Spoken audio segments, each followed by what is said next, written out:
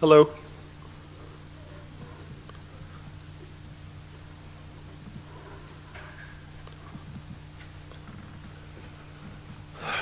Okay. I feel a little schizophrenic today, and I hope it's not going to channel through my talk. But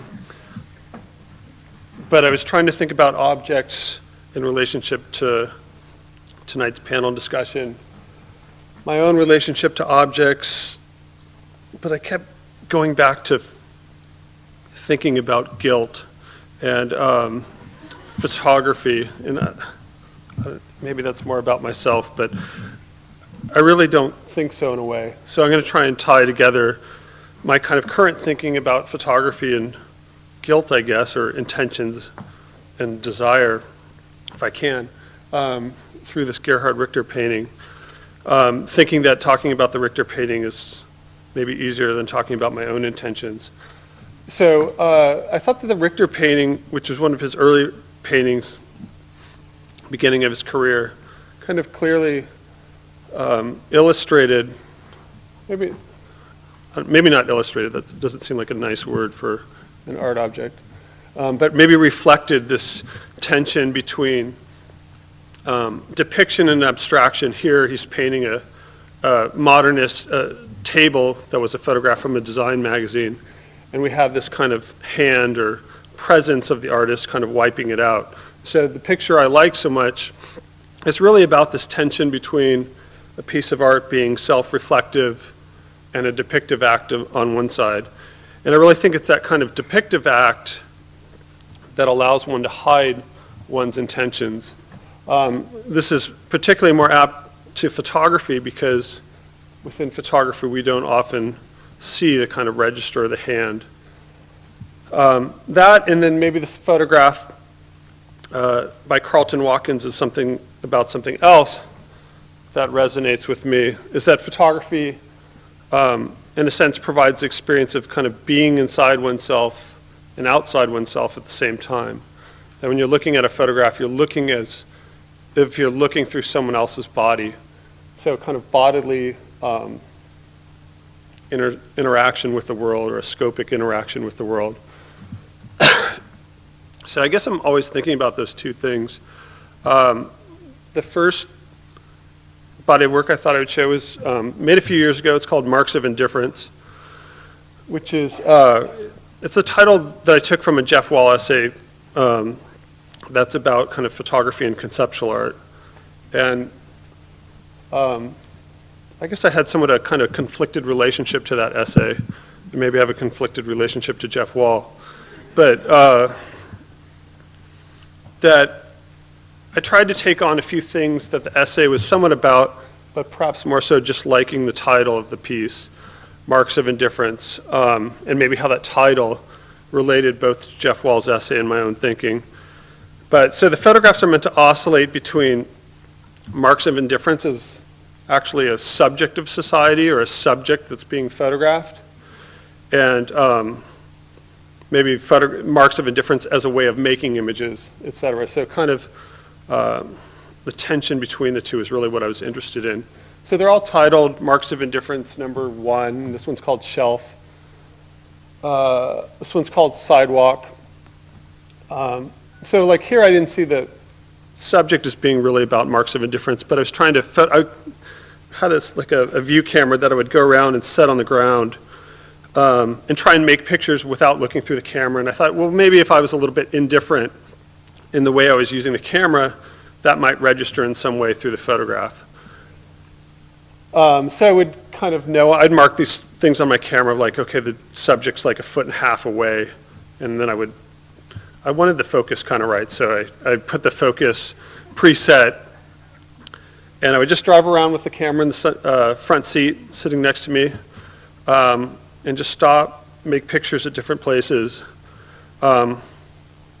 This one's not, though. This is Neighbor's Fruit. This grapefruit kept hitting the corner of my eye every time I'd go home and walk into the house. And I kind of like the, I don't know, it seemed kind of sexually invasive towards our property. My way of controlling the situation. This is accident number 1. Made with setting the camera on the ground. I mean, obviously when I'm using the camera and not looking through it, I obviously know what I'm pointing the camera at. This is accident number 2. This one's hedge.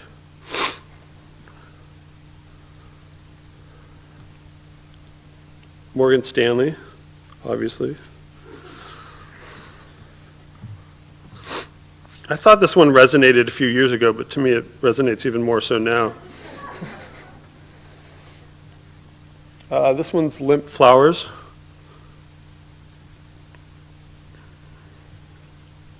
Jeff Wall. It's not funny, it's serious stuff. At least to me. This is Detail. Tangle. And then this is how they're installed. They're printed at different sizes, and I tried to pay close attention to how they were hung, particularly like juxtapositions. Like this one, I was really interested in the relationship between the two. You'd have one experience where you're looking at the photograph on the left, and you were kind of very clearly aware that you were looking at an art object that made itself known as an art object. The picture on the right seemed much more transparent, where you were looking at a subject. You weren't really conscious of it being a photograph in the way that you were on the left. But nonetheless, those would relate to what I might mean by marks of indifference. I was pretty happy, too, that my name intersected with Jeff Wall's title, because I thought that that actually had meaning as well, in the sense of, like, does it mean that I'm indifferent here if my project is about this, and et cetera.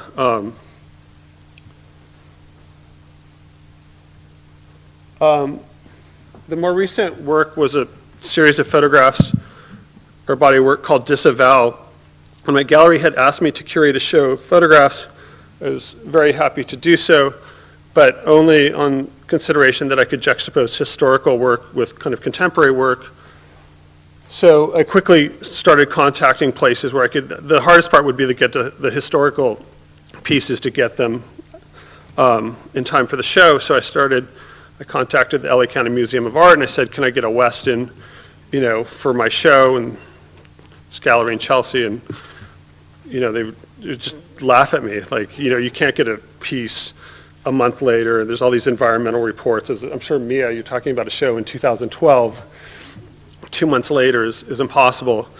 So my next thing was like, okay, well, let me see if I can get contemporary work. So I emailed a friend and said I wanted to use a piece of his for a show, and he responded with the comment, maybe. And I was just like, fuck you. I mean, that was my internal dialogue. I didn't write that back because my art career would be over. But it really did make me angry, because I really wanted to explore, and I knew what the maybe meant. It meant the maybe in the terms of, like, yes, if I put you and you look good in the show, then your work, sure, you would lend your work for the show. But I was really, Disavow was about kind of things that artists maybe I felt were kind of disavowing within their own work. Usually some kind of desire that was camouflaged in something else. So there are these pairings. So basically what I did is I cut up all my photographic books and framed them in just like cheap Target frames and paired them together. So we have Christopher Williams on the left, Nan Goldin on the right. Felt like they were dealing with the same thing. I thought they were close actually. They were dealing with some kind of desire. They were just handling it in different ways. Go through these quicker. Martha Rossler on the left and Jan Groover on the right. 2 women in the kitchen dealing in their world in their way.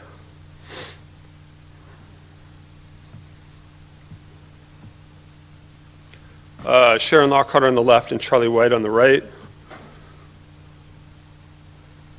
I wanted to strip the kind of artists from the context of their own work and kind of take it out of that control and I guess recontextualize it in kind of how I see it.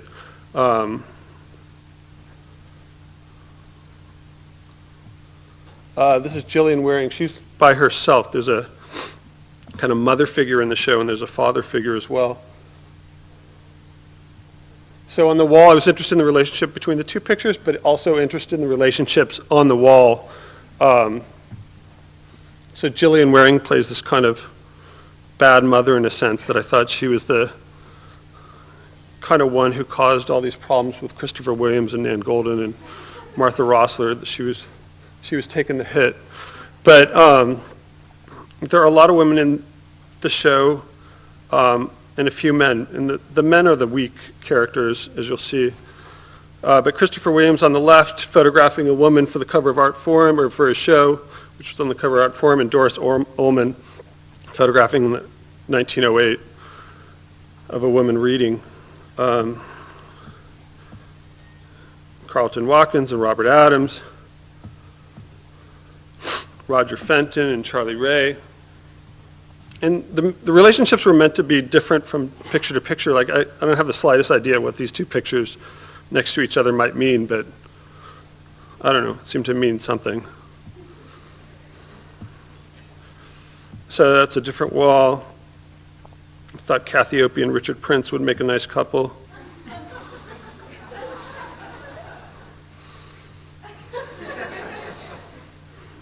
Ed Ruscha, of course, gets his own picture.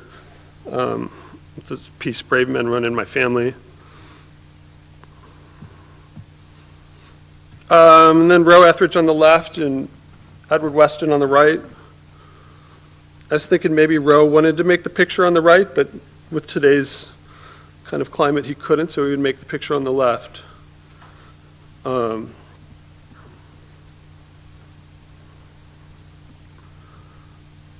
then Charlie Ray is the kind of father figure. He doesn't know what to do with these two women.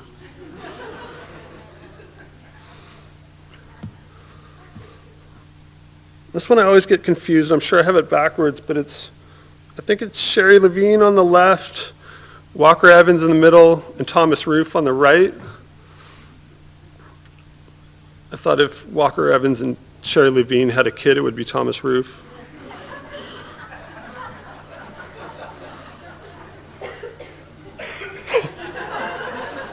I mean,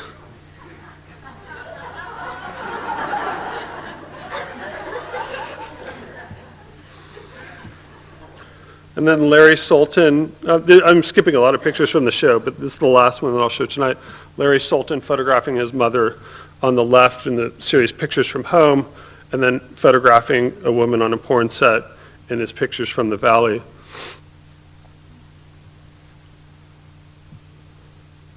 The father, obviously indifferent to the photographer. And then very lastly, I would go through, I started working on a new project, which is a book, and I'll just kind of, I don't know how to talk about the new work, so maybe I'll just kind of power through it and leave it at that. It's called Seizure.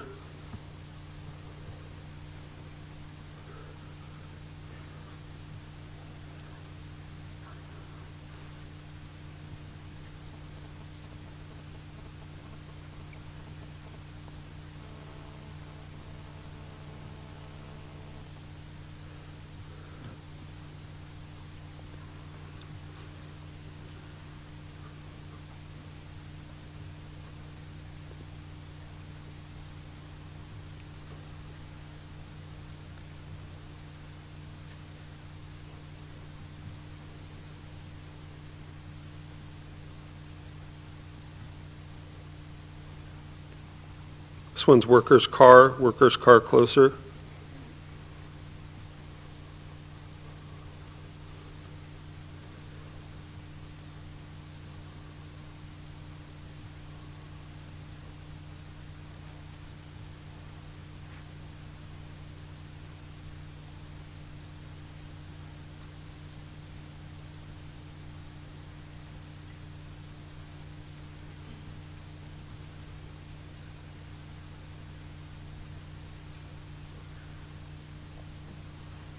This one is a photograph of Ansel Adams' house.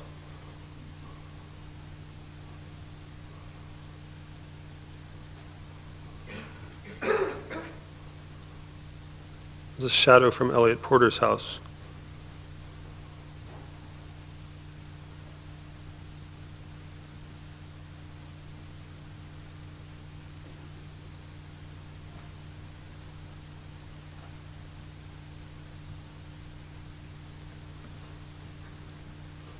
That's me.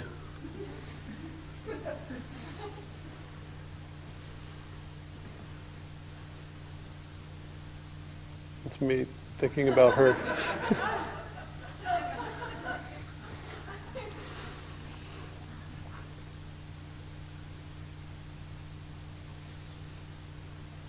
This is the back of the book. But I love that picture.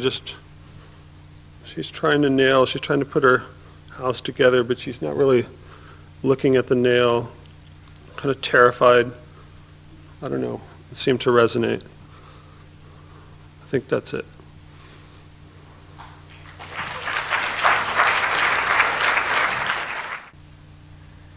Okay, so I'm going to just show one body of work here, and in part because of time, but I work serially, and I was trying to think of which sort of project I've done that might be most relevant to the topic. And these are all traditional photographs. A couple of years ago, I was invited to be a resident at Giverny, Monet's garden in France, and I was living there with two painters. And I arrived really having no idea what I was going to shoot. I had 3 months to live there and shoot around the garden, in the studio. And what I was really struck by when I arrived was how this kind of revelation that Monet's garden was in fact a giant tableau, a kind of stage still life in a way that he created to make paintings. So I was shooting, the last few images are examples of what I was shooting around the garden, the greenhouses, the cold frames. But on my way to the garden, I would always walk through the tool shed. And one day I noticed that there were shadows painted of each tool, and that actually often the tools were hung against a different shadow, the wrong shadow. And I thought it was so funny. It looked like a kind of perfect example or illustration of a failed system. And I had been kind of clipping flowers and plants at the end of each day and dragging them back to the studio and kind of thinking a lot about still life and thinking about what I wanted to do with these plants and flowers. And this sort of light bulb went off in my head when I saw that tool shed. And so I started to paint the shadow of the plants just by projecting light onto the plant itself and painting it onto white and then later black paper. And actually, this is the first time I shot 4x5. I inherited a camera from Roe Etheridge, who had inherited from Jason Schmidt, so it had a kind of nice legacy, and I decided I was going to just take it upon myself to learn 4x5 this summer. So it was also the first time I shot 4x5 Polaroid. And of course, I started out with Polaroid as a sort of sample image, test image.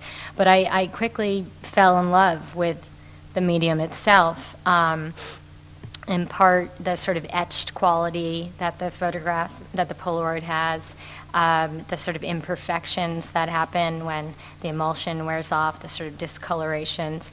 And as you can see here, they really change when they're scanned and projected. And I have to say, this is my first time doing PowerPoint, so it's my first time ever seeing them large and scanned, and they are a totally different animal. And that was sort of part of the reason I decided to show these, because they don't carry over at all in terms of the physical object of the Polaroid, and then of course the shift of scale, the shift of tone, the shift of light.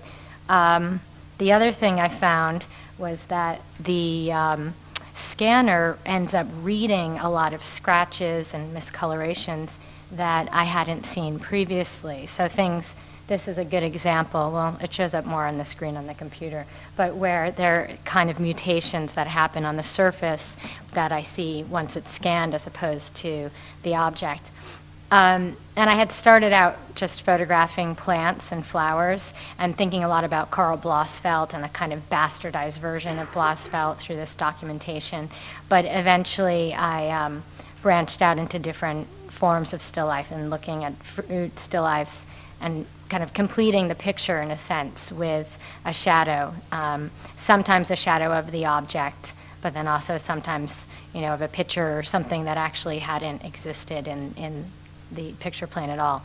This is actually Caravaggio from 1536, and as you can see, it had a kind of great impact on the work I was making. And Norman Bryson's written a really wonderful book about still life called Looking at the Overlooked, and he talks about this painting in particular as this kind of shift in vision, and particularly in still life, how it goes from a kind of representation to presentation, where normally the still life object would be anchored in a kind of worldly context, and here it's in a sort of artificial space.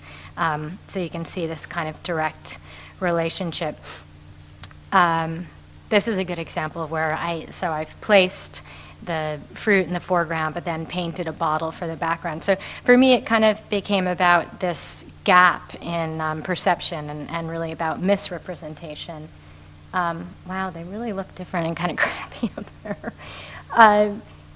This one shows when you can sort of at times see a line of the paper, the backdrop. The other reason that I was really interested in using Polaroids, because of the fact that they were so small, is that you'd have to get very, very close to see the detail and to see the shadow. And that seemed really important to me. After I did a whole series of them at Giverny, I was asked by the Hammer Museum to continue the project, and I actually worked on it for a few more years. And this is an installation shot, just to give you a sense of the scale. There were 60 in all. And I think now the question that this topic of the panel really brings up for me as well is, now that Polaroid is discontinued, are these images going to be viewed with a kind of nostalgic tone, which was not their original intent at all. I think I was thinking more about the snapshot quality of the Polaroid and the imperfections of the Polaroid, and kind of estranging what's familiar and everyday, which is sort of a code for the snapshot, but also a real import of the still life genre in general. So I guess that's kind of a question I would put to the panel and the audience. So thank you.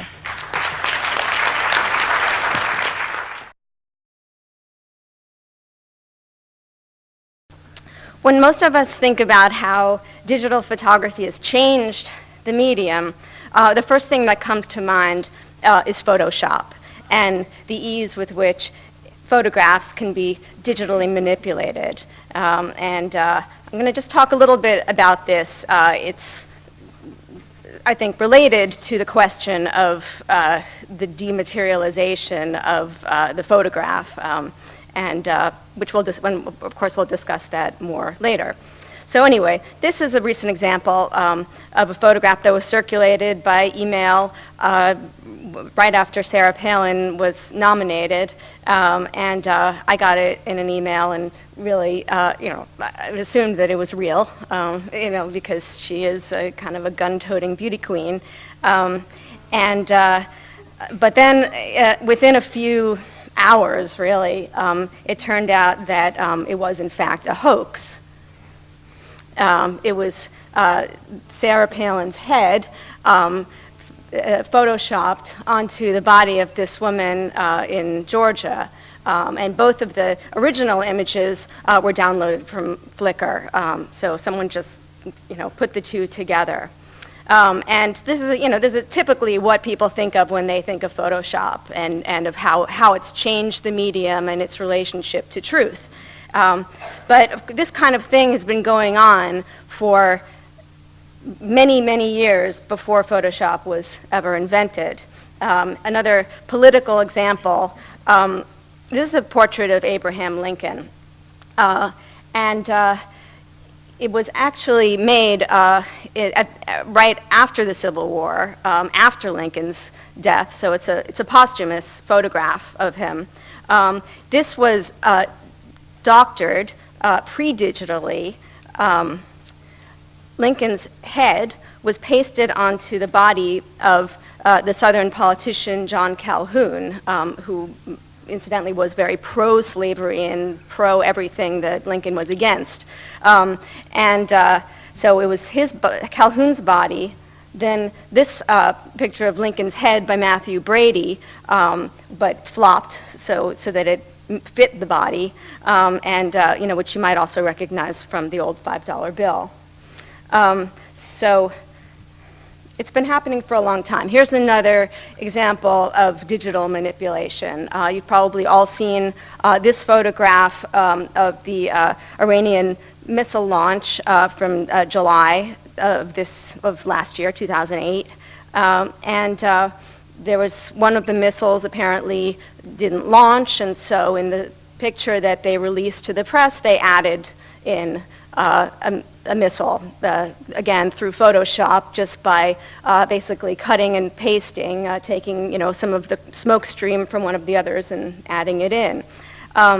This also seems like something that's typical of the digital era, but it actually turns out that from the very, very beginning of photography, photographers were adding and subtracting elements from their pictures. So this is a picture made in the early 1840s. Remember, photography was invented in 1839, so this is within the first few years of the medium being invented. It's by Calvert Jones, who was one of the pioneers of the medium. He was a friend of Henry Fox Talbot, and learned how to do photography from him. And this is a picture of a group of Dominican friars in Italy. There are 4 friars here, it's very, a simple picture, but actually, fairly sophisticated for the time, since it's a portrait of people standing, and they would have had to stand still for a few minutes. And so anyway, fine. This is the negative of the image, and you can see that there were actually originally 5 friars standing there. Calvert Jones decided that he didn't like one of them, that the composition maybe was too crowded, and so he just painted it out on the paper negative, and then made that print, basically doctoring the image. Here's another example. This is a daguerreotype, an American daguerreotype from 1855, where the daguerreotypist has added an extra head. Now, early on, photographers often used darkroom manipulation in order to make their pictures look better and more lifelike. Photography had certain limitations, and they were trying to overcome them. And one of the limitations of early photography is that photographic emulsions were not equally sensitive to all colors of the spectrum, which meant that it was very hard to achieve proper exposure for both the landscape and the sky in a landscape photograph. So a lot of pictures ended up looking like this, where this is a picture by Felix Thénard of a town on the Nile. And as you can see, the bottom part of the picture is fairly well exposed, but the top part, the sky, is just completely blank, just bleached out, totally overexposed. So if you tried to expose for the sky, then you ended up with a black foreground. It was a problem in the medium, and there were various solutions devised to overcome this. The most famous is Gustave Le Gray, the French photographer, who created these spectacular seascapes by printing 2 negatives on a single sheet of paper, one exposed for the sea, the other for the sky. And this is one example of a Le Gray seascape, and it was very, very difficult, almost impossible to achieve this kind of thing with just one negative. So he did. Then he used that same sky again in this picture, different sea, same sky, and then he used it again. So he really liked this dramatic cloud formation, and why not just keep putting it on different landscapes? Some better known examples of using multiple negatives to print can be found in the work of Henry Peach Robinson, the English photographer, who combined multiple, sometimes many negatives. In this picture, he used 5 different negatives to create this deathbed scene. So each figure was photographed separately, the background was separate, and then they were all cut and pasted together to create a narrative drama. Over the years, photographers have manipulated images in similar ways for humorous effect, like this tall tale postcard from the 19-teens, or sometimes for political effect, as in this is a photo montage by John Hartfield from 1932 of Hitler accepting money from the German industry. And also for artistic effect. This is a picture by Jerry Ullsman from the mid-1970s, which is sort of surrealist, dreamlike picture created using multiple negatives. So all of these pictures and many others are going to be included in the show that I'm organizing at the Met. It's tentatively scheduled for 2012, but who knows. The point of the exhibition is to show that today's photoshopped images are really part of a continuum that extends back to the medium's first decades, and to show people that photographs lied even before Photoshop. Now, this is not to say that there aren't real differences in how we create, look at, and understand photographs in the digital age. And I hope that during the discussion, we'll be able to talk about some of these differences, some of the differences between seeing a photograph on a screen versus looking at an image on a piece of paper, whether it's a photographic print or a reproduction in a book or magazine.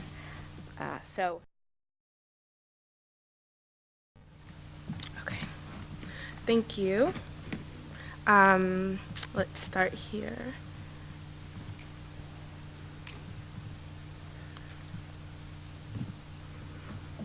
So I have a selection of works that I wanted to present, but I also wanted to start with an image that is not mine, and it also in a way echoes what was just stated about the fiction embedded in photography.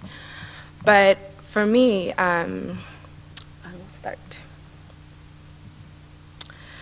I wanted to start with this image. This is an image, Camera Obscura, Optical System of the Eye by Descartes, 17th century.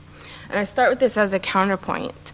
It's altered, obviously. It's inverted and shifted slightly. And I wanted to show this as a counterpoint to kind of address, in a way, how we enter into knowledge about how we see things. My discovery or rediscovery of the 12th century text by Ibn al-Haytham, the Book of Optics. Of course, I don't have an image for that. Sorry, go back. I don't have an image for that, but this will suffice as a counterpoint.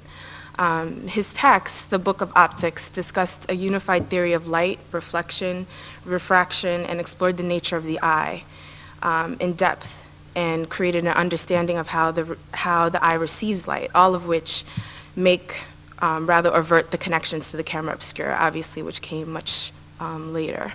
But I find it really interesting how one kind of comes across information and what we decide as the point of beginning, or what we decide is the beginning, or what we decide makes an origin or begins originality or authorship. So the camera obscura was really always very interesting to me because it wasn't so much about the object of what one was seeing, but it was about what was in between. It was about between the body and what is surrounding the body. And I always became I always was very, very interested in that. So that completely affects how I photograph. It's very interior oriented, and it also has a lot to do with space. So this is a series of works that I'm going to show you titled Riffs on Real Time. And it's a series of works where I photograph a photograph, but also in context. So leaving some type of tear sheet or some type of ephemera mediated through culture, not only from an interior sense, but also from an exterior sense, and how that traverses through time. And so the series, in a way, kind of documents the shift of meaning. The other thing that I always do with this series is photograph using objective style, if you will, the kind of omni view, but at the same time using a very material that has a lot of affect, either it being a personal snapshot or the worn of history, or elements on a book or on a surface that kind of tell on time, or tell that it has a relationship to time. And then I photograph this engagement over time as well. So there's a series of echoes that this work presents. I was always really interested in snapshots, not only because of the personal affect, the residue that's on it, but also thinking about it as a revolutionary moment in photography that made it not an elitist engagement, but something that was about authorship to the mass. And I think there's echo in that with the internet and our relationship to information. And I think also this connection to a 70s kind of aura that I think my work also entails. And obviously the internet kind of became live to us in the 90s, but was already invented in the 70s. So I think there's a lot of parallels here.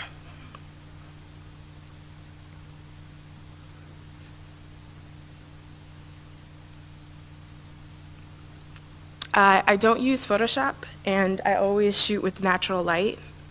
They end up being really long exposures, and that allows for this kind of saturation of color. This is one I like a lot. I often arrange juxtapositions that seem like you could dismiss it as purely nostalgic, but then there's something about it that is slightly off or slightly awkward. This is a tear sheet from IBM, a primer on learning about internet networks. And then this is a snapshot from 1964, the World's Fair. So this type of juxtaposition of time is really of importance to me.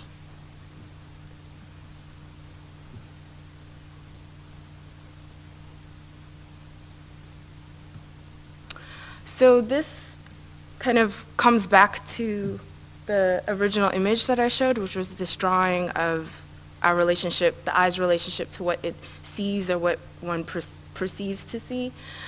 This is a series of works titled Obscura, but it's spelled slightly differently. And there are two photographs of the same still life or the same setup, but shot seconds after. And they're shown as a diptych, so the relationship to whether the difference is minute. It's hard to literally see, but the actuality of it is what grounds this piece. And then, of course, this kind of flipping of the image, which is true for how our eye receives that image, but then also pulling it back to the camera obscura and the relationship, the kind of intimate relationship between the person who's looking and what one is looking at, and how that is not something that's fixed or even grounded, even though we desire it to be.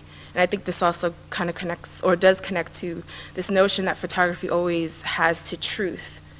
And I think my work kind of butts up against it, either by photographing things that are very familiar, but in a myopic sense. So it becomes different, it becomes obscure, and it becomes more about the relationship between the viewer and what one is looking at. I can't avoid nostalgia, and I think even the fact that hopefully we'll get into this whole concept of virtual or dematerialization of the photograph as an object, even though that's how I come into photographing and dealing with the photograph in its relationship to space and the kind of conundrum between that space being completely compressed, but evocative of real space, quote unquote, and then for me, when I photograph, making that statement again or making that gesture again. This is this was actually at the Whitney Biennial, and this is the series Make It Plain. This was taken with my cell phone, so I'm glad you mentioned cell phone. From the series Make It Plain, and there's a lot of puns and relationships between the title Make It Plain, thinking about the directness of photography. The Make It Plain also comes from kind of a colloquial gesture that was used during Malcolm X's speeches to kind of introduce him. It was almost like a code. And then also plain, plainer, there's a lot of echoes in that. And this piece where it was an arrangement of objects that I photographed over time, and I printed them billboard size, so they were 5 by 7 feet. So really this history that was being presented or represented could not necessarily be easily dismissed as something purely nostalgic because it had a presence in the room, it had a sculptural weight, but at the same time, one had to confront with the flatness of it at the same time. So this I included, this was a shot with my cell phone, and I really thought that this was a nice echo to the original drawing that I showed at the beginning, which it's not so much about what we see, but it's about the space in between, the relationship between the viewer and the image. So, thank you.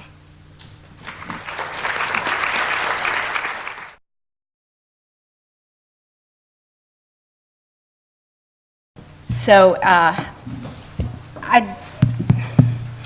think maybe we could just, I have a few questions to sort of get things going. I think your work all relates to the topic of this this evening's panel in really different ways. One of the things that I was thinking about earlier today was that in photography, change really is the status quo. Since the medium was invented in 1839, the technology has changed every few decades. From daguerreotypes and salt prints to albumin prints, black and white photographs, color slides, color prints, Polaroids, and now digital images and inkjet prints. Do you think that the transition from chemical to digital photography is qualitatively different? Is this are we talking about a really major leap here to a whole different way of making and thinking about images? And if so, how? What's really different about it?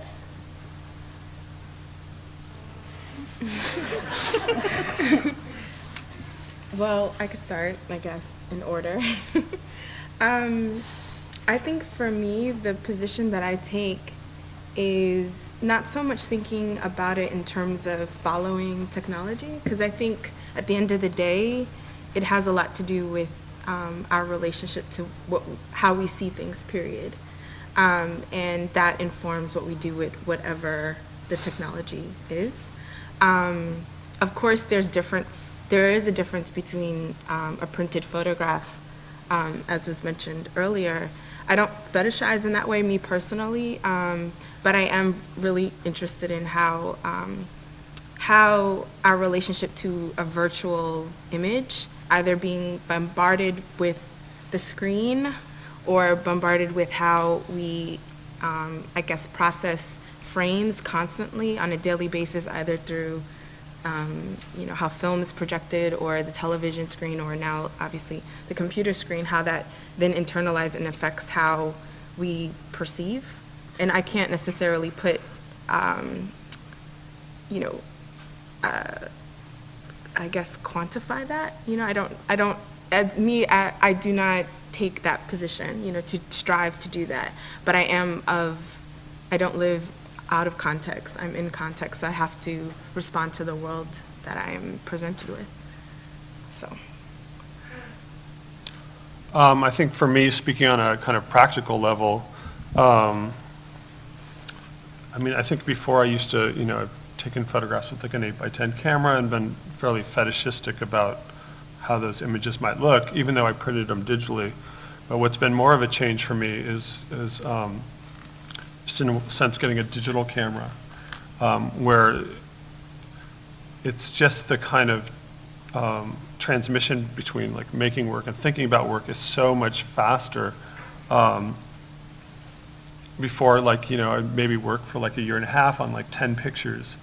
And I don't know why it would take so long, but I feel like now it's like I could do 5 shows in like a year just from the digital camera. And it's changed before, you know, before you would just on this kind of simple work thing where, you know, you'd get a negative, you'd go to the lab, you'd scan it, and you'd spend all this time doing that before you even knew it was like a picture or not. Now it's just digital. I look at it on the screen. I don't make any prints. I just look at it on the screen. If it doesn't look good on the screen, it's not a good image. And so it's become a kind of different way of editing that's removed me from that kind of fetishistic printing, love of photography through the details. Yeah, I think I'm sort of in keeping with you. I recently shot digitally for the first time, and it really changed the way I shot, where previously I would shoot 4x5, and this is, you know, when I was actually doing a shoot with people involved in something that was kind of more highly produced than what I just showed. And prior, maybe I would aim to get 8 to 10 negatives, and it was very particular, and I really knew, like, okay, I've got the shot. And it was so strange to just kind of keep shooting, and take maybe 80 pictures, and then it really changed the editing process. And in some ways, it felt as though, ironically, there was more aspect of chance, because I knew, you know, I could just go on endlessly and then peruse through, you know, 80 images and say, oh, wow, that's kind of a good one. Where prior, I really knew when I had it, and I thought, okay, these are the 8, that's the one. I know what I've got. Where actually going through the digital images, I might be surprised and not even remember taking the shot. So that experience really marked something for me, like this recognition of a kind of different engagement with the subject, different engagement with editing, all of the above, yeah. Mm-hmm. And you were talking also about, you know, how different your images look, you know, projected on the screen versus, you know, looking at a 4x5 Polaroid.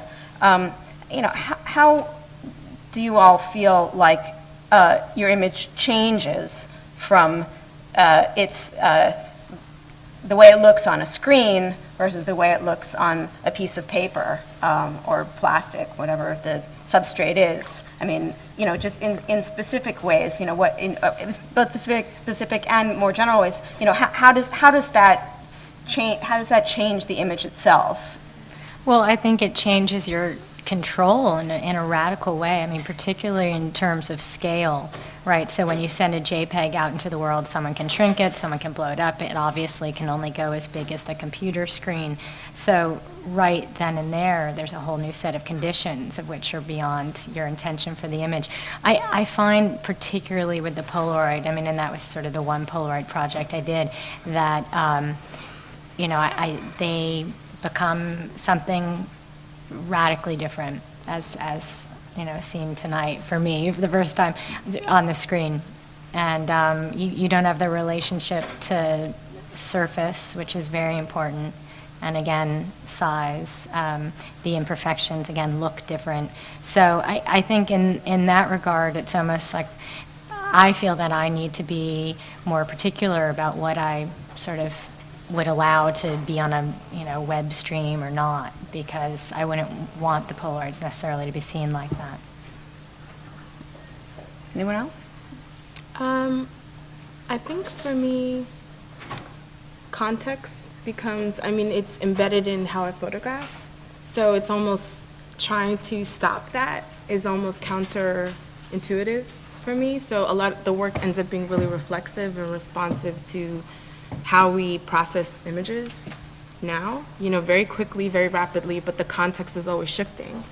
And just to return to a little bit for me, this is the way I'm thinking right now, is right at the 12th the 12th century, the understanding of optics, the understanding of the camera obscura existed, right? And then, 500 years later, it's invented, and then so on, this process of desiring to have an object, So what, in that span of time where it was just about observing, it was just about looking, I think that there's a parallel to what our condition right now, where we cannot control the flow of an image. We can't fix it. We can't have this connection to an original. And I'm interested in that. I think that's, I think I think just to follow that comment in relationship to context, for me recently, I haven't been thinking on, only kind of in the back of my head, its relationship, like with that book I showed, is really how I've been thinking about it within a book or actually just on screen. I will make photographs for the wall, which will be a different context, and they'll have a different structure that's relevant for that context, but I've been so excited just thinking about it the other way. It's been so kind of freedom and liberating in a sense that just making images, printing them on something like Blurb, which is you just upload them to a website and they send you back a book. That's the only way I physically see them besides looking on the screen. And I thought that, that's been rewarding for me.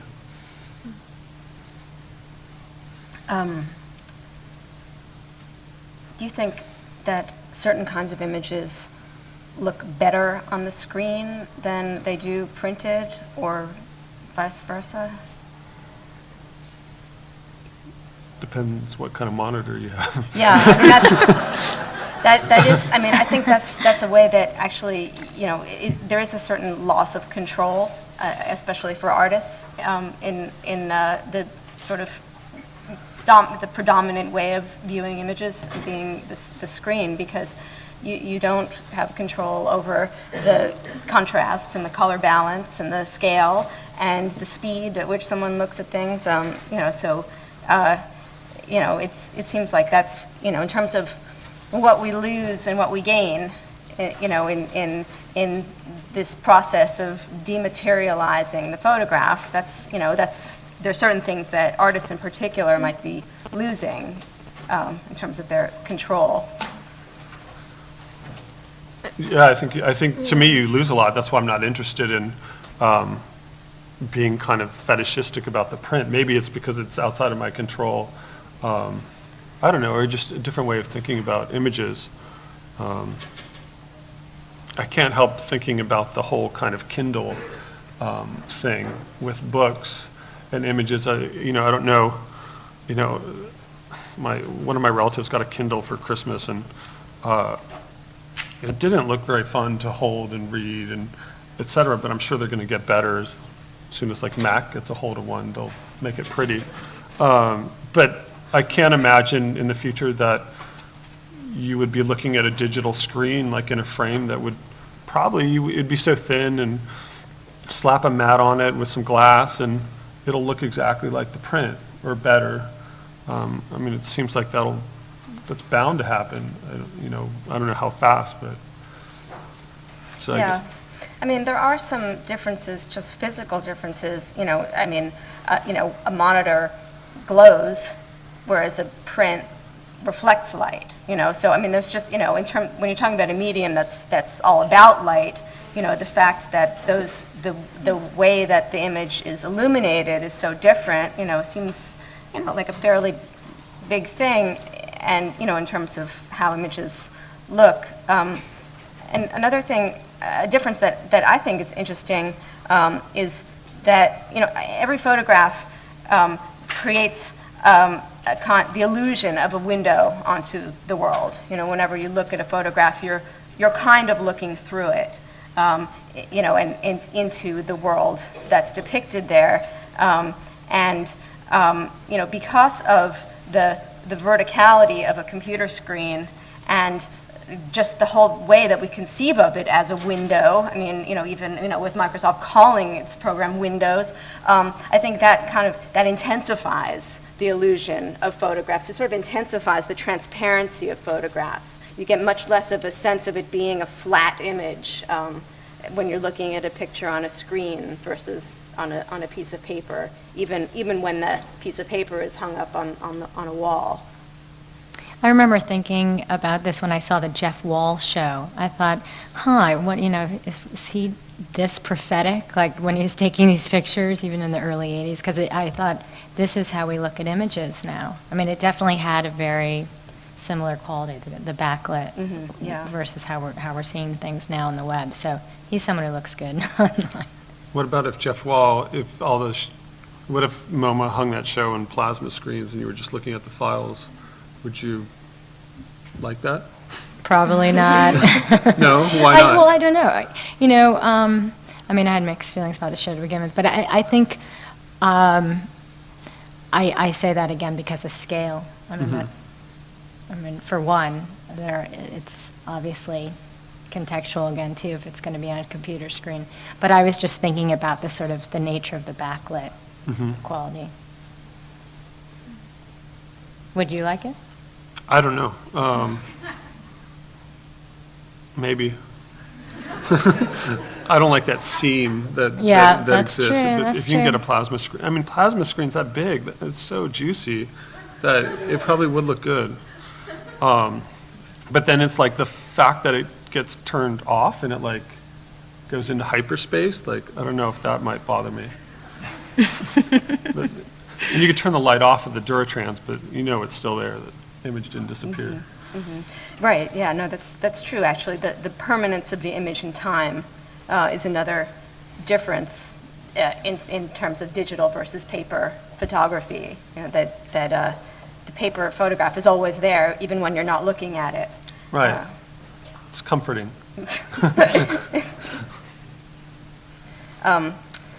Something else, I mean, having to do with, point and shoot camera, and I don't know if any of you ever print out your snapshots. I never do. And so, I was thinking, well, that's a big change because, people don't keep snapshots in shoeboxes anymore or in photo albums, they just stay on the hard drive. But then I started thinking, well, actually we never had any family albums. And that's because my father was a sort of serious amateur photographer who only shot slides. So we had like a closet full of slide carousels with slides, but it was almost the same as having them on a hard drive because Right. you needed a machine in order to look at them. And so I started thinking, well, maybe there really isn't that much of a difference between slides and digital images. I mean, you look at them both on a screen. It seems like the color transparency was a kind of a forerunner to the digital photograph. I don't know. I mean, did any of you have, grow up with paper photographs, in albums or in shoeboxes? Yeah. I mean, limited number, and I certainly was thinking about that in terms of slides, even though we didn't have carousels of slides at home. But one thing, I mean, we had maybe one photo album, and so there are sort of a few pictures that stand out in my memory, and I guess that's the thing that I would wonder or guess might change, is that the sort of singularity of the image and that sort of tie to memory. People can always sort of think about that one picture of, their dad in a certain kind of hat or something, where if you grow up now with hundreds and hundreds and hundreds of digital images, I wonder how that will affect that kind of relationship to sort of memory through pictures, through family pictures. Right. I mean, the reality is we were socialized to know what to do with the camera, right? It's an invention, it's introduced to us, and we are socialized into using it. So, I think in terms of memory and in terms of how we relate to wanting to record memory, that has taken different forms throughout time, throughout history, so it's just really interesting to see how that shifts. Because I think we're in the moment of shifting. I think that's why I'm a little bit resistant to kind of making a concrete statement about it, because I feel like we're in it. It's hard to describe it. You know, we are in this moment where amnesia, but we are in a culture that is full of, you know, it echoes amnesia, actually. But, so it's actually ironic, right? But, you know, it's interesting to think about not forcing oneself to remember, not rely on, you know, the printed text, or not rely on having the tangible image as a trigger, which is what in a lot of ways snapshots, how they operate. But, you know, that really changes our relationship to ourselves and to our environment. But I think that we're still in that moment, so I'm a little apprehensive to make a concrete statement about it. But obviously my work addresses that, and I think it's really interesting how the digital, or the more aggressive digital shift, does make everything hyper nostalgic. And I think you addressed that as well. You know, so the fact that Polaroid is no longer producing film, the fact that this identity of being a photographer is completely almost at the mercy of commercial, you know, the commodity of film, or the industry of capitalism, which I think is really important to photography. It's codependent, actually.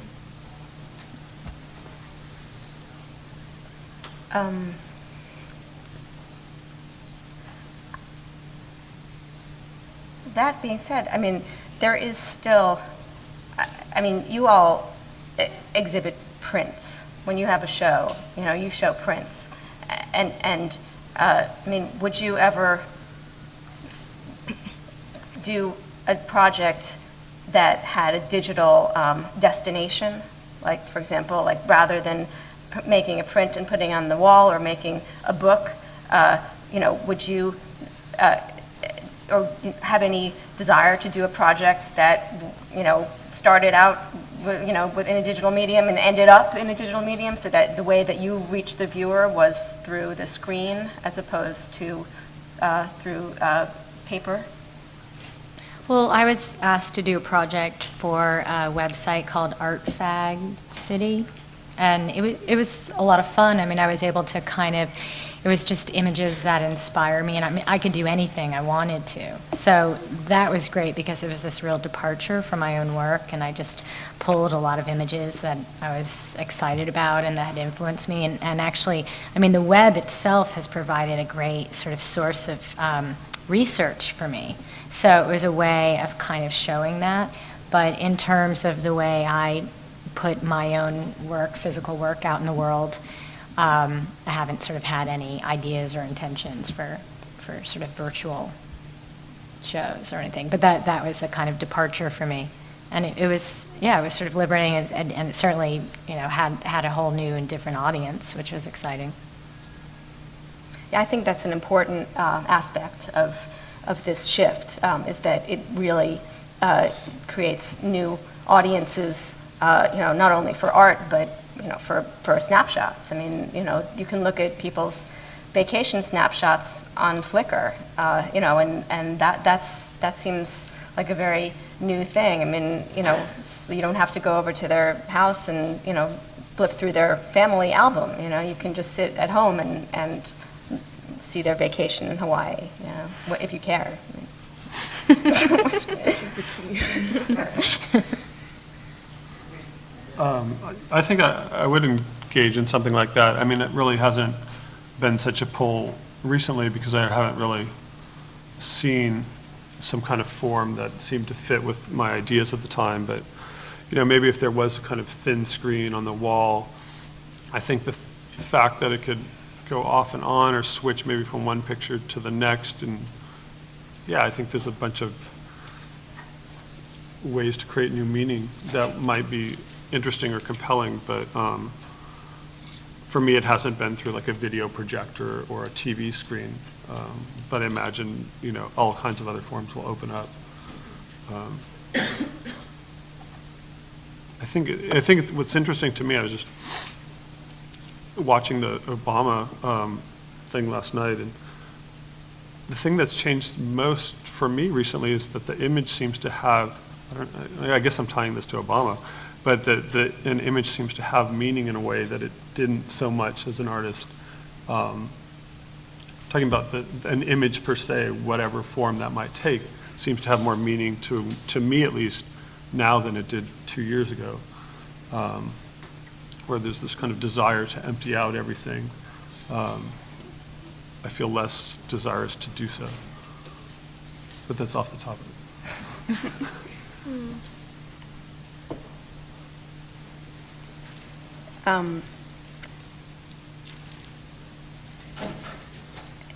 I think another thing that, I mean, you talked about, having screens, on the wall, and I think another thing that we lose when we look at pictures on a screen is the experience of simultaneity and the relationships between images. You were talking about your installation of the Marks of Indifference pictures, and how that was very important, and it was very intentional, the size of the images and where they were placed in relationship to each other. And that's something that, at least in the current technology and ways of using it, doesn't really happen. I mean, if people do a web project, usually there's just one screen, and the viewer is, in relation to that one screen, and the images might change, but you're never really seeing them next to each other, or rarely, and in different sizes. Which I guess could be accomplished by having multiple screens, but it seems like such a bulky way of doing it, when you could actually just use a piece of paper. Yeah, I think you have to think of the images in a different form of almost like one after another, but then obviously you can't explore different kind of tensions between images in a way that you can. You're just exploring tensions with kind of the memory of the image you saw previously. Just a different form, but a frustrating form, I think.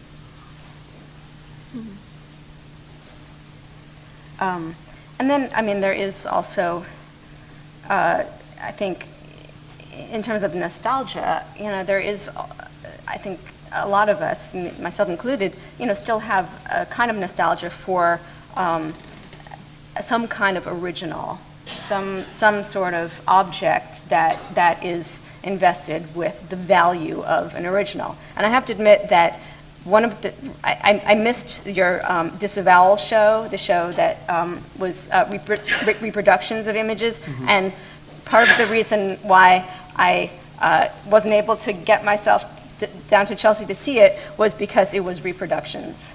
And I was like, well, if you're going to do a show, you get the originals, that's like, I'm a curator, like that's like what I do all day, and so it sort of seemed like, well, it seemed like cheating to put reproductions on the wall, because, it's like, might as well just look at a book, rather than, actually having to get on the subway and go to Chelsea. It was meant to be antagonistic towards curators. Oh, good. Well, in this, I don't want to. After. This, what you just brought up made me just think about maybe a lot of the examples that you gave were about, in a way, the artists responding to the technology or in using it because it's available. But then I was thinking, well, where do artists like Vanessa Beecroft come in, right? Kind of organizing an event that happens, and it's about being there at that time. And yes, the byproducts are these images, but it's not the equivalent of the event. And then it made me think about, wow, what's my relationship to photography? And in a way, I come in not necessarily through photography. I come in through sculpture, and I come in through the experiential quality of not only the photograph, but of what it's supposed to depict. I think about David Hammond's Snowball piece that echoes. I attended Cooper Union, and that that photograph haunts me because I walked past that exact space every day. And then when I came across that image, it was like this uncanny moment. But then I just started to think about, okay, what if we do the reverse? What if we kind of drop altogether the desire to have the object of the photograph? And this may also be kind of Felix Gonzalez Torres-esque, but kind of return to the more personal, the more direct moment, and about organizing that. And it happens, and then that's it. And there's no ephemera other than one's memory. So I don't know. That's something, I just wanted to throw that out as a counterpoint to then either being in a room full of screens that hurt your eyes anyway. You know, like what would be like a response to that? You know, I often think in resistance to things. So, yeah.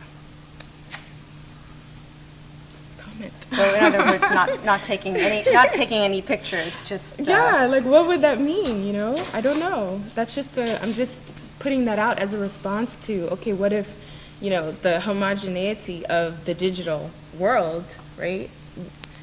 A lot of the strategies that have been presented were, okay, we just go with it, but what if the response is not to? You know, and I think there's examples of that too with Vanessa Beecroft's work, which is in some regards about photography, but it's also about staging this particular moment that requires an audience. Yeah, I think it depends on, you know, particular artists, and you mentioned a few. I always like kind of in a different way of looking at it is I always like Mies van der Rohe, like my favorite architect, but I don't actually like the buildings when I get there, but I like the idea of the building, I like the picture of the building.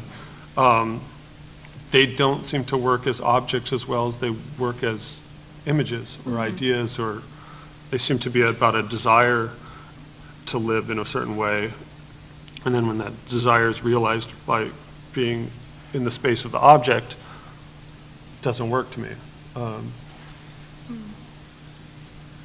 Well, in that way, I would say, I mean, this is very different, but the Vanessa Beecroft photographs, I find totally uncompelling. I mean, I kind of hate them. So, you know, and I've been, oh no, I mean, I'm not saying you like them, I'm saying as a kind of comparison to being at the event, which I'm sort of lukewarm about anyway, but it's a totally different experience. But I was thinking of the Felix Gonzalez Torres, there is ephemera, I mean, because there's always sort of the poster or the candy. I mean, there is a kind of gift that you take away. And it certainly is not an original, right? There's always stacks and stacks and they're replenished. But there is a tie to the ephemera, to the object, to the keepsake. So in that way, I don't know, it's a little different. But not in, it's the keepsake, but it's not, it doesn't replace the interaction. And I think whenever I think of Felix Gonzalez Torres, I think about privileging that, not the byproduct of that. Do you know what I mean? So.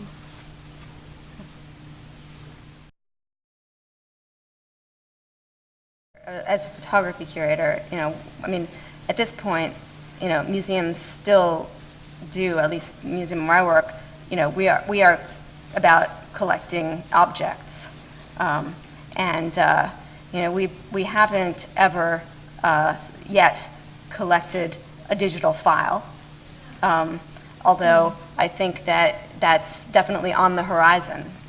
I think it'll begin as a backup.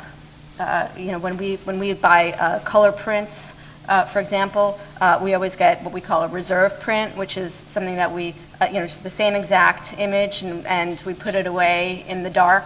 And when the print that we've got on display, you know, fades, and maybe in, you know, who knows, 20, 30 years, you know, when the colors start looking washed out, you know, then we'll take that print, destroy it, and replace it with the reserve print.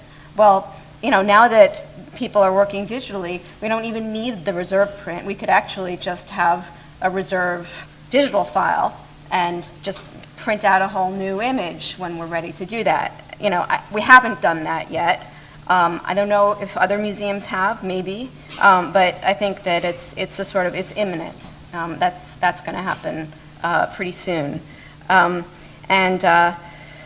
then, which then kind of opens up the possibility of, museums just, printing everything on demand, just having the whole collection, of digital files. And, if you can get to a place technically where everything is so precisely calibrated that you can print out the image and know that that's exactly what the artist wanted it to look like, and if they tell you what size it should be, then, we'd free up a lot of storage space.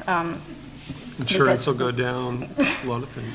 And it would be a whole, different, way of accumulating. It would really be collecting images as opposed to objects and pieces of paper, that, at this point are really more similar to, prints and drawings than they are to, the sort of media of the future. I think artists would be comfortable with that, actually. Really? I would feel so. I don't know about you two. It's easier than making a second print. Yeah. Yeah. So. You guys should get a light jet. Yeah, most artists take their digital files to a lab and get them printed that way. So, it's just, that's the, although I do think that, there is a lot of craft involved in, digital editing. But, I think, I don't know about you, maybe you do, but most photographers I know don't even make their own prints anymore. Do you? Well, the file would have all that edited in anyway, so Yeah. all you'd have to do is hit print. Right. Well, I think maybe it may be time to open up the panel to some audience questions. If anybody has any questions or comments about the subject of the obsolescence of the photographic object, I think you can come up. There are some mics here, and just raise your hand and they'll bring them over. Hi, I'm Alfie Perez, and I thought your introduction was kind of interesting because paintings were always designed to lie and distort reality too.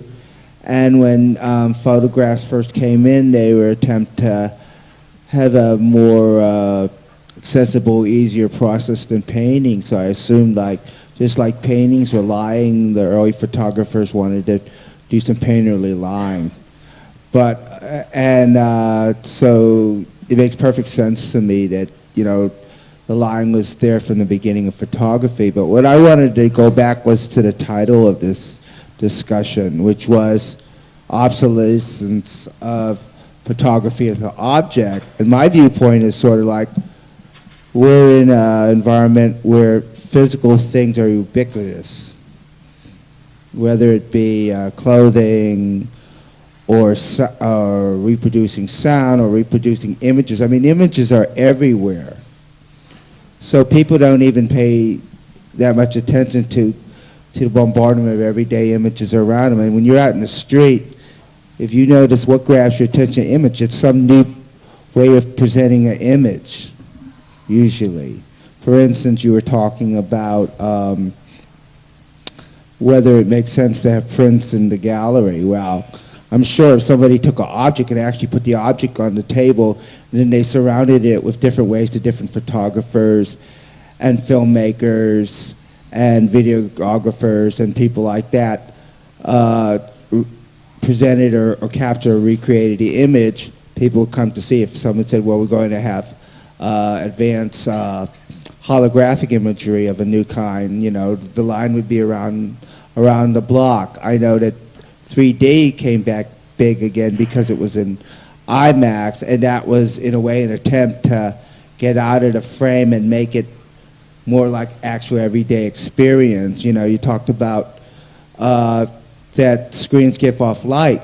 Well, someone could have a book and it could be day glow paints or phosphorescent glow in the dark book, and it'll give off light too in the dark, or with a black light. So people are always trying to find ways to get around these limits and boundaries and to give us some kind of new experience. I think we're entering into a period where it's not about the object, it's about the quality and tension grabbingness of an experience. And I think any image of any kind that can be put out that sort of like grabs people's attention and gives them kind of experience that they haven't had or that they couldn't have before, people will pay attention. I'm sure if I was a photographer and I photographed the books of just nothing but people's tongues and lips close up, there'd be a lot of people looking at that book of tongues and lips, just to give a wild example, you know what I mean?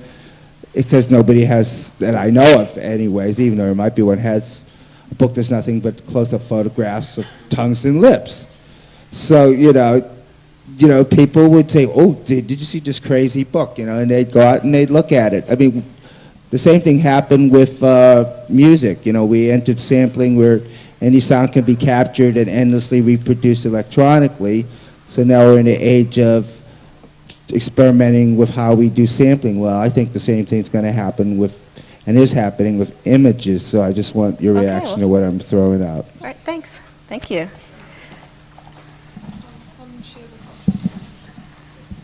I guess I was just thinking about kind of how the show is called Obsolescence of the Photographic Object.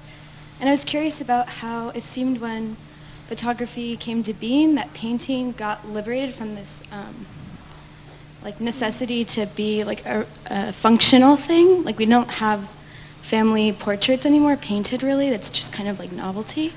But I was thinking about how like maybe the digital age or like what kind of like technology will liberate photography from that necessity, and like whether that allows photography to become tactile again, and like what that means to your subject matter. Because I know specifically like Leslie, your work is like extremely tactile and like what you're photographing is, and I'm wondering like, do you think that's because you're responding to that like liberation of the necessity of it as a functional object, since like photography is now so democratic that it's everybody's in a way? I don't know. No, I completely understand everything that you were saying, and I also want to acknowledge what was said earlier too, just to connect it as well about music. You made a connection to music and how music, you know, with the digital age is completely kind of dislodged from an original, and that's very true, and I think that that's a really great parallel too to the way digital images are functioning now, and we have to kind of let go. And so that also leads to what you were just saying, and I think I really fell in love with a lot of art production in the 60s, not only because of what was going on at the time, but also, you know, cinema verite, third cinema, a lot of, at least I'm responding to film movements, and how there was this connection to the real, but at the same time, playfulness and openness to experimentation.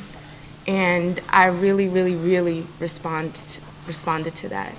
So in my photographs, there is not a, there's still a commitment to the indexical quality of the photograph. I do straight, almost straight photography in a way. They are documents, but there is this kind of desire to push to the limits in a way of perception by stacking things, by photographing in a very kind of close range, kind of pulling and pushing to allow for something else to happen, you know? And I think, I don't want to say so much that, I think there's a parallel that I'm noticing between what you're saying and also just my interest in the film movements that I just mentioned, and how they kind of, you know, push that medium to kind of be expressive, but at the same time find a new way to represent life. And I think that also connects to the desire that we have for photography to represent truth. And I honestly, for myself, I don't feel like I ever desired that. You know, I think I'm always kind of interested in whose truth, right? Who's telling? Who's the subject? Who's telling? Whose truth? When was it told?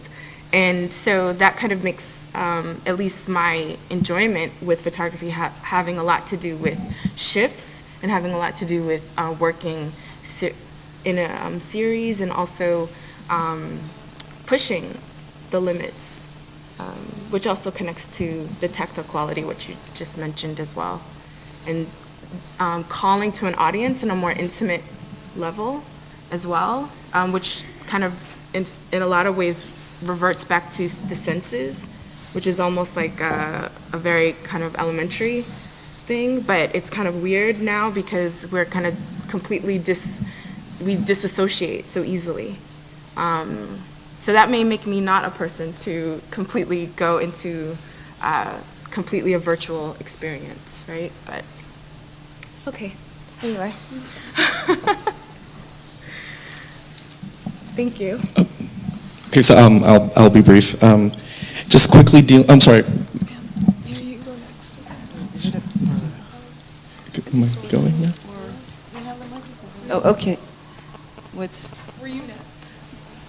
Who's here? Okay. So just, I'll be brief. Speaking to Mia, how you opened with the two photographs of Sarah Palin and the missile, I was just wondering if, I mean, obviously photography kind of depends on this trust that what we see is some reality.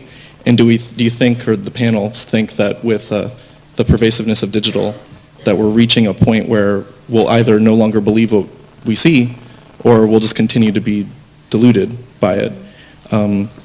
And then just the second part quickly about the Met having files backing up. With digital, you need, there's a second medium you need to produce the file. If you look at every 10 years, you went from floppy disks to hard drives to CD. I mean, how can an institution kind of plan to deal with that? And you need something to mediate, and you don't have an actual object, so I think that's problematic. But I will leave it there. So. Yeah, no, that is a good point about the technology changing every few years in terms of storage, and that is a concern. Even now, it is a concern with things like films. When institutions collect films and just in records and things. I mean database records. That's a good point, and probably a reason for us to not throw away all of our paper photographs yet. So, would anyone like to respond to the other part of the question? To Sarah? Yes. I mean, I think it's interesting the kind of the desire to put Sarah's head on someone else, maybe more so than the technology to do so.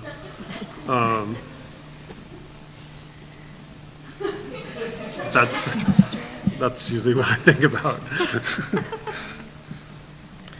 I think it's a good thing, though, in a weird way. Not trusting so easily. I think, I don't know what replaces that, but I think, and I talked about this a little bit earlier, where I feel like we are a culture of amnesia. We think we know something, but we really don't. The internet gives us information. It doesn't give us understanding. And that's something different, And so I think questioning is a really good, is an amazing thing. That's something that maybe allows for us to look for hidden truths, or construct them, or maybe to let that go, that notion go as well. But to return to a little bit the Sarah Palin thing, I think it does, I know I'm speaking in almost a romantic way about that, right? But at the same time, there's something kind of unsettling about, especially in terms of news or in terms of media, not being able to trust what you see, right? Becoming almost disengaged to the point where you don't act. And that's something different. And I think for me, obviously I was born after the 60s, but I think a lot about how photography really radicalized movements. It pushed people, like being able to see Vietnam or witnessing the civil rights movement. Like really the camera was a witness, and you trusted the witness. And right now, we don't really have that anymore, and that is unsettling, So to answer your question, as an artist who loves to, kind of have the world turned upside down, right? Like, yeah, I could say that and really romanticize that, but then on the other hand, what does the world look like when you can't trust anything? And what type of human does one become in that? And I don't know. And I think that the public's become very jaded, so people don't trust things now. I mean, I think everybody now plays with Photoshop so much on their own at home, there's a kind of understanding even or expectation for that kind of manipulation all the time. Yeah, no, I think that's a really good point, Leslie, that it's good to be skeptical of images because images have always lied, and just people are more aware of it now and are more aware of how that's done, and because they can do it themselves on their own computers. But I think what we lose is that idea of the camera as a witness, that can then motivate people to action. Yeah, that's a really important part of the equation. Okay. Okay. This is all sort of tying together, but the virtual world and the digital world feels more ephemeral. The digital world and the virtual world feel more ephemeral to me. They come and they go. They're fast. They change. So it makes me feel very curious how this increased digitization of all different kinds of mediums affects the value of experience, has to do with trust, has to do with how different generations are even capable and habitual of experiencing things. And also the art market, which is a business. Is there even an original if it comes from a digital? And how does that affect the art market, the photography market? And so this it almost feels, this is only one picture, but it can devalue a certain level of experience because it's so amorphous, and change is good and new too. But I'm curious about the impact of the value on experience and the value of the work. I think that's really interesting, what you were saying, and I'm going to respond to the aspect of the market, because Bill Gates, right, purchased the Bettman collection archives and owns them. And I don't know if anybody surfs Corbis, his company, the website that he has, which is basically a database for images, and controls the rights and usage of, I'm sure you have dealt with them, or maybe they own the rights to something that you have at the Met.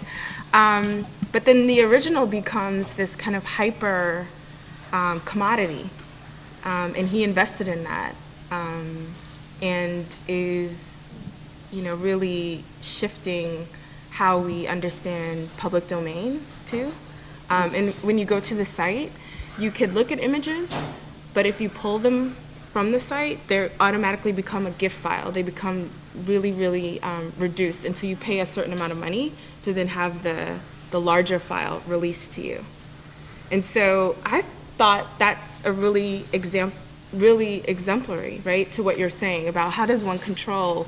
Well, he's figured it out, and there's a really strong example of how, in a way, rights and reproduction come full force to kind of guard what one considers an original. And there's even digital works too. I just mentioned the older, I guess the foundation that kind of grounds his archive, but there are, artists' works who do work purely in digital that are also kind of licensed, the Corbis site license controls the usage of the images.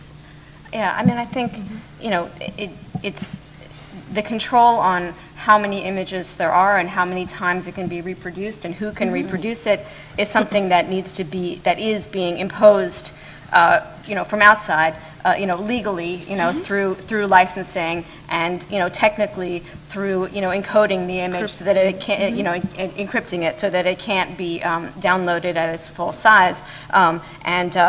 in speaking of the art market, I think that's very similar to what happened when the photography market first developed in the 1970s, and of course, even with a conventional chemical negative in print, you can potentially print as many as you want, thousands, and so the creation of photographic editions was a way of artificially limiting that in order to increase the monetary value of each iteration of the image, and I think it's a sort of a parallel situation, that theoretically these things that there is no original, and there can be as many copies as we want, but practically and legally there can't be, because people are imposing controls to create an economic value. And to say something about experience, I was going to say something about that too, like the art mark's this kind of artificial economy already, so, right, it's just going to artificially be imposed upon the digital image, right, that you can only print 5, et cetera, et cetera. But I think in terms of experience, it's really complicated. On one level, it's fantastic that, art students in Kansas can look at, a Picasso show or something online, and or a Ryan Trey Carton video or something like this. That's fantastic. But someone asked me today in discussion on topic with the panel, well, how many shows do you actually go see in Chelsea, and how many do you just look at online? And I was actually thinking about your response to Mark's show. And, I said, well, he said, 50-50, and I said, no, I probably 95 I go see, and then when I miss them, I look at the 5% online.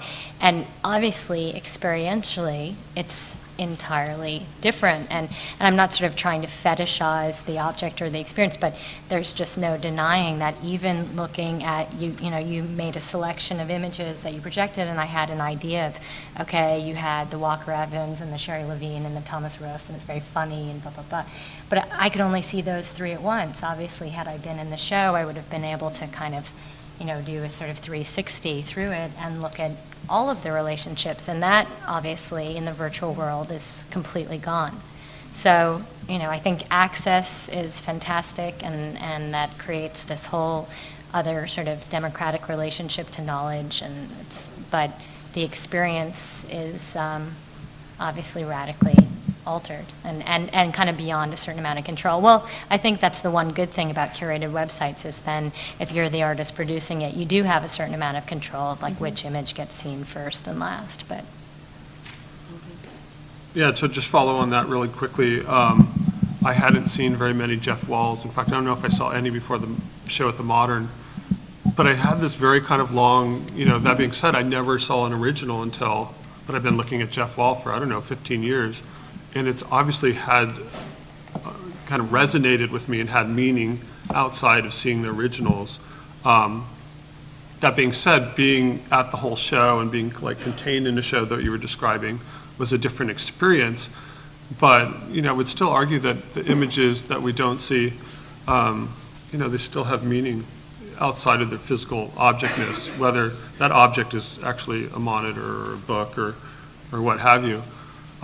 Conversely, seeing Thomas Dumond in books, and then when I saw the Thomas Dumond show, I was like, oh my God, this is so much better in a book than the actual pieces. Good question. I don't know if it was just the scale. Maybe they would have been great in the museum if they were smaller, but they did become so kind of emptied out in a not so good way when I saw the originals.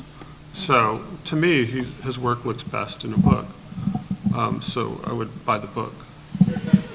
So it's almost, what you're saying is creating more different types of experiences rather than perceiving an original experience versus a second removed experience. Yeah, and I'm saying within pieces, like Mimic by Jeff Wall, it doesn't change that much whether I'm seeing it in a book. I mean, for Jeff Wall, it's everything, and it's got to be on a Duratrans, and it's got to be 8 feet by 10 feet. But the meaning still, nonetheless, had meaning for me 5 by 7 inches in a book. So I don't think he lost everything by having it printed in a book or online on a website. There are some more questions down here. Maybe this will just be the last question, Mia. I don't know who she.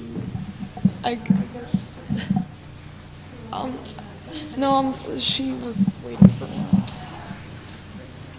Hi, my name's Esther Piaskowski. I'm an installation artist, but a photographer and painter background. So for me, photography, and have a background in print media, I found that digital photography is very freeing, actually. It reminds me a lot of the media print and having to crop and edit. And the beauty of digital photography is the access to light and the reproduction of, it's very luminous. But then it's also, you talk about lies and truth, and I gravitate sometimes, and I want to hear your interpretation and appreciate actually intellectualizing photography, because sometimes it's very difficult and reminds me of the once discussion about painting versus photography. Will photography overtake painting? And painting, as we know, it will go away. And the same is happening, I think, with photography. Is digital photography going to make traditional photography go away? And for me, I struggle with, sometimes the print is better, sometimes interpretation of reality is all I want, just to interpret somehow what I see. Sometimes it's important to document what I see. And sometimes it's important to create something new with the Photoshop. So it goes from documenting, creating, and also interpreting what we see as images. And I think we may touch on all of those things. Your traditional Polaroids that go back to Caravaggio, that reminds me also of our still life and our desire to still create certain images. And I also differentiate between the snapshot and the photograph. There's a difference. Does it become an art object, or is it a snapshot and a vacation in our past? And I think all of those things somehow are relevant, and it needs to see where we're going to go with all of it. So I want to hear, and I'm very open to the digital idea of the scanning image that sort of also interacts with video. I think we are also crossing over into video. We're crossing over into the interpretation of the painting, going back into the past, and also in the future of this digital light-filled image that crosses over into film. So I want to hear how you see yourselves in that. Well, I mean, obviously painting hasn't gone away, and that, you know, and I think it's a good question. Well, you know, will digital photography really make chemical photography obsolete? And I think, as Leslie pointed out, a lot of that has to do with market forces and whether it's economically feasible to continue producing film and photographic paper if there's a very small market for it.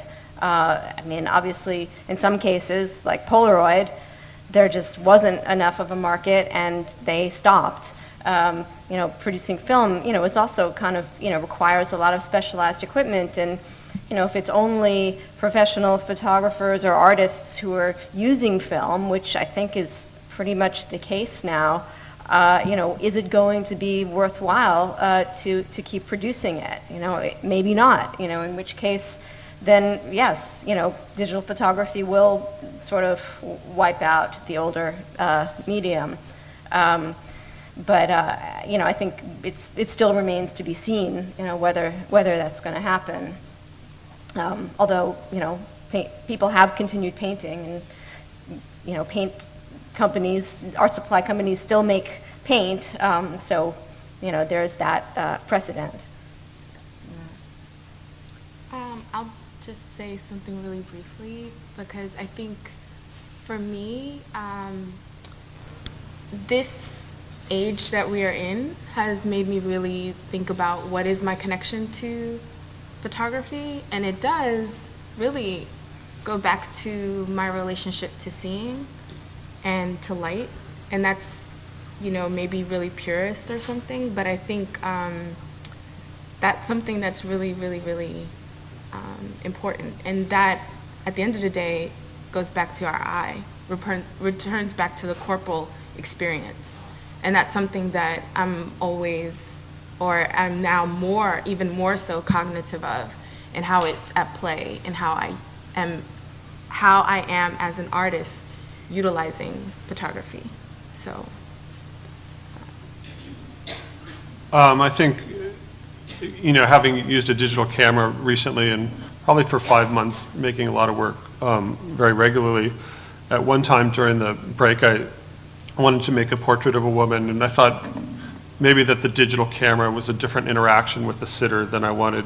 So I used my 5x7 camera, which is a camera on a tripod, and thought maybe the slowing down in the process might lend itself to making a portrait in a different way, which it did, and I liked it until I had to take the film to the lab and then pay for the bill to process those 20 5x7 negatives, which was like $100-something. And I realized I'm like, I got to figure out a way to use this digital camera that will slow down the process of making a portrait that's free, because I could have obviously done like 10 portraits, or I could have like been more experimental. I could have, so it's liberating in a sense to me. I'm not going to buy any more film. I think it's sort of too soon to predict if chemical analog photography is going to go away. I obviously the Polaroid's been discontinued, which affected me certainly, and is part of the reason. I mean, it was certainly financial to my decision to try and pick up a digital camera, and I thought it was exciting, actually, the results. I was really happy with them. It as I said, it changed the way I shot, but I mean, I had a similar experience of, you know, the liberation from film and the money, et cetera. But I actually think that artists are there's gonna be a niche. I think this, I don't know, it's my hope, I suppose, though, that artists will continue to still buy film and make traditional prints, because it is different. I might make this switch to digital entirely too, I don't know, but I think there are going to be enough people around. There are still, you know, there are a lot of people working in photograms and concrete photography now. I have a feeling that it will remain it will persevere as painting has, maybe not as ubiquitous, but hopefully it'll stick around. Well, on that optimistic note, we should thank you all for coming, and